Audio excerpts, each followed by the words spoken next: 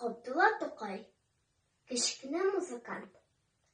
Уйга баткан тармакта шагыйрь язадыр ул бар дөньяны оныта язып. Каләм белән кайчак чәчен актаргалый, чыгарганда төрле уйлар баштан казып.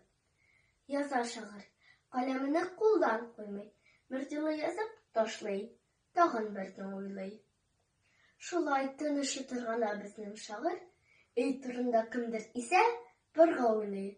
Тынычлыкны боза аның әче тавышы, килә аның бер тыңласаң, мәче тавышы, бер тыңласаң, чинау, бер тыңласаң, майланмаган арба тәгәрмәче тавышы. Китә кәефе, шагыйрь тәмам кала, кайдан чыкты бер дә уйламаган бәла. Кычкыра алачы белән тәрәзәдән: «Тиз кит, малай, өй турында тавышлама!»